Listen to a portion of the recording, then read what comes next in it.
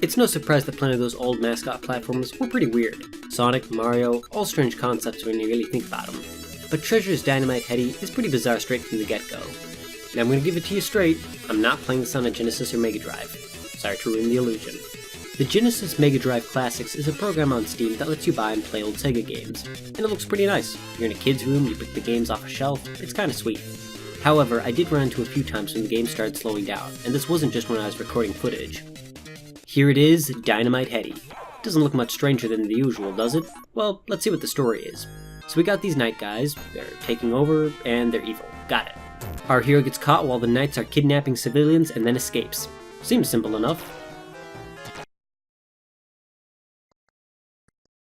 Whoa, what? This is how we're beginning? No simple starting level? Okay, guess we'll start with this crazy chase sequence. What do I do here? Kill him! After that incredible action set piece, we get to the first level.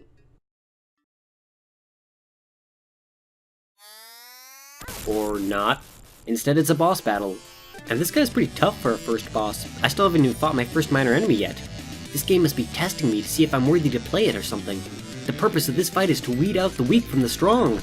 It doesn't take much to beat this chi-powered cat, just a few hits. But it's pretty easy to feel overwhelmed by all the stuff he's throwing. That, combined with the fact we've yet to discover our own health bar, it's this thing right here, can get you killed pretty quickly. Once you get through that trial by fire, you are taken to the tutorial area. Whoa, I do not know if I want to know what's going on back there. Each door shows you the basics of the game by not only telling you, but by having you play a segment that caters to the subject. It's not quite as organic as how a lot of other older games teach you, but it's still nice. And you can skip it entirely if you want. The doors tell you about how our hero, Dynamite Headdy, can throw his head to damage foes and how he can grab onto things. They go into power-ups, which I'll get to later, and boss weak points. Yeah, this weird little angel dude pops up and says that he shows the weak points on bosses, or keymasters as they're called. A tutorial doesn't seem necessary for this. Imagine if other games had this guy. Okay, now we can finally start a normal level. Overall, it's not too bad. You fight some night dudes, fling yourself upward, and do general platforming. It's also not punishingly difficult. In fact, it's actually pretty forgiving. You take a good few hits, and if you fall off into a pit, you take damage instead of instant death, so there is room for error. Now, presentation-wise, I think Dynamite Headdy is pretty good. The visuals are bright and colorful, while the music is nice and upbeat. The general theme for the game seems to be based around a giant stage play. Your health is a stage light, and you can find tons of equipment in the background. As for the design of Headdy himself, I kinda like his look. He's got this weird beak, single feather, great footwear, and this permanent scowl. Is it 90s attitude? Or is he just constantly giving you a disapproving glance? You continue through the level with ease, fight a mini-boss, save some people, and do more jumping. And now for a real boss. It's Cat Dude again. Oh man, that looks sharp. What the? I'm fighting a giant balloon animal now? And what's with that music?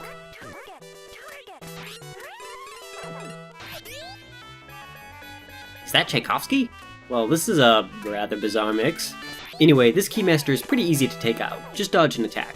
I also like how you can actually see the boss's health, too. That's always helpful. After you win, we are treated to this weird voice clip. And then this strange female Headdy called Heather appears and takes the key that the boss had. Next level has you platform across these tilting 3D-ish platforms, which is pretty neat. But then Cat Dude returns and pulls you into the backstage. I'm not sure what to avoid here, this is all pretty hectic. But I did hit the Cat Dude a bunch, and that seemed to work. This guy right here is Headcase. Hitting the box will give you the displayed power-up. If there isn't too much action, you can hit the sleep ability and get your health back up, which comes in handy.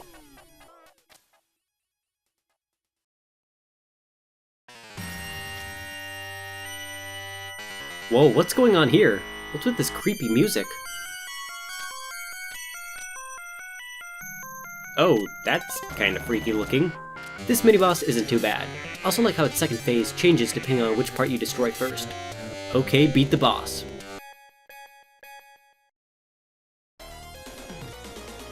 What's all this? What, another boss? You damage the strange mannequin creature by attacking the individual pieces of clothing it's wearing. As long as you pick the right power-ups, the boss is pretty easy. The next level has you hitting these balloons to change the terrain. I thought it was kinda cool, but this mechanic is only seen in this level. As you go through the game, you'll find a lot of cool obstacles that are only used once, and never really expanded upon. One strange example of this is these weird jumping guys that you use to make platforms. You attack them, and it seems that they are then impaled on a spike. You can see the life drain out of them. Headdy, you monster!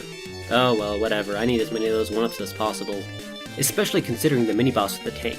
He's annoying because you've got to hit the cannonball at just the right angle, so it sticks to the ceiling and hits the driver.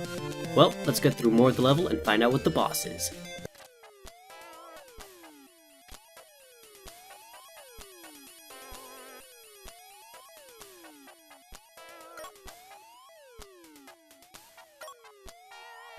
Or not. I'll give the game this, I never know what to expect from it. For the beginning of the next level, we run into the cat dude. Again, he arrives in a strange machine, and we fight him in a different way than last time. Gotta admit, I really like these parts. It really varies things up, and I'm curious to see what he brings next time. With all these robo-suits, he's kinda like Dr. Eggman.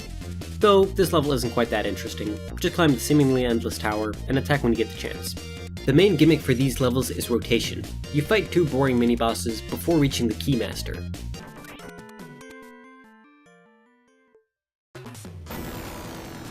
Now, I really like this boss.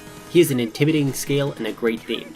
To defeat him, you'll have to run around and hit his weak point, but he can also spin the stage's perspective to try and throw you off. It's a simple but fun fight.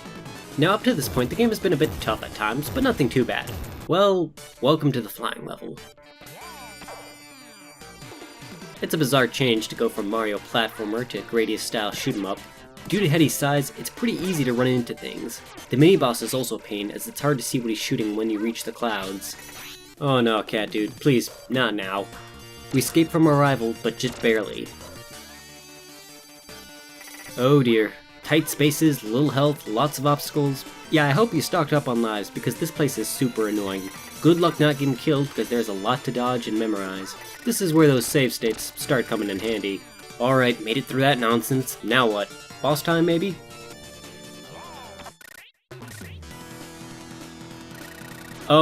That's horrifying.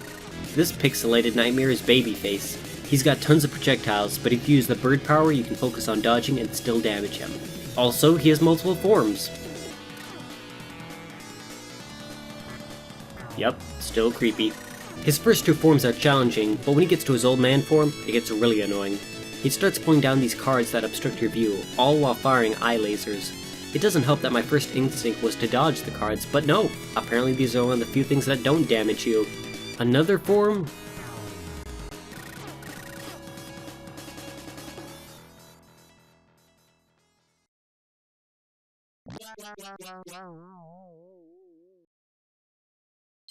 Oh, okay.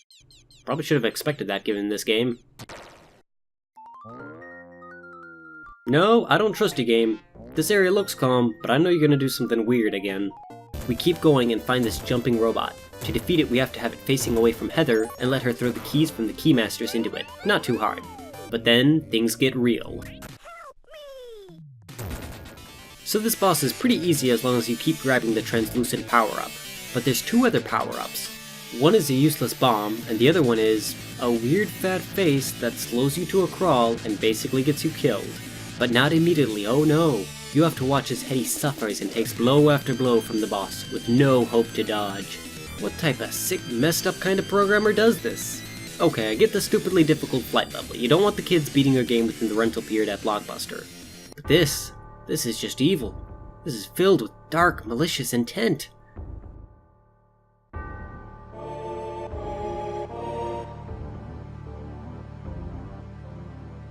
And it's dumb. After the boss, we continue to the next stage and dodge plenty of rockets. We find obstacles that I wish were used more, and finally, more sweet boss tunes. But here's where things get interesting. In this stage, there are switches that invert the world. This leads to some quick block puzzles, and a mini-boss that makes fun use of the stage's mechanic. But then, he comes.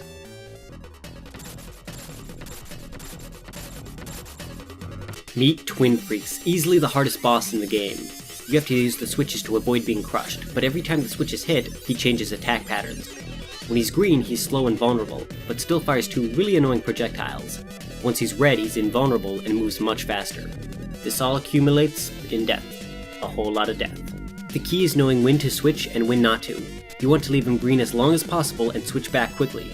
There is very little room for error on this boss. I mean, does this look like the face of mercy to you? I wish I could talk more about this guy. I've got like a terabyte of footage of me dying to him, but I don't know what else to say, other than I hit his face. Both of them.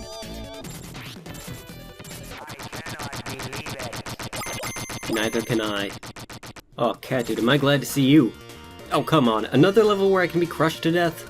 Why is this becoming an ongoing thing? Alright, cat dude, time to finish this once and for all.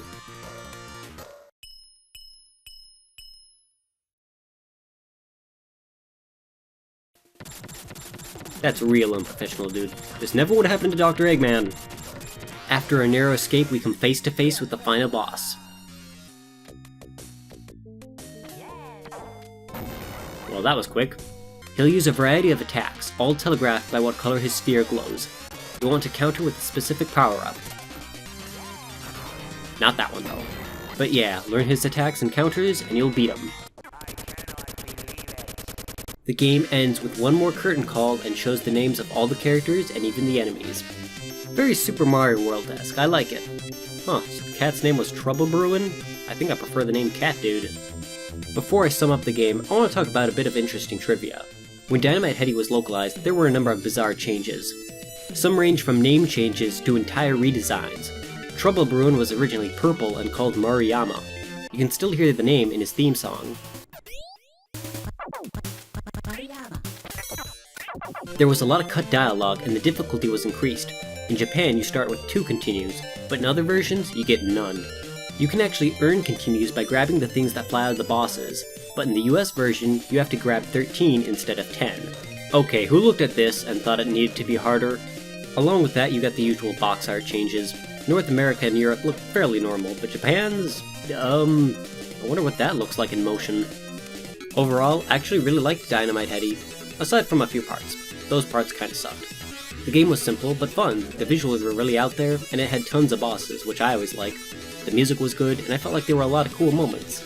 It had a bit of a setup for a sequel, but there hasn't been anything else from the series. I'd love to see more Dynamite Headdy, but given how Sega is with its older properties, I doubt that'll happen. But as is, I found the game surprisingly enjoyable. If you want something authentically old school, but also has a lot of character, give Dynamite Headdy a try. Just make good use of those save states.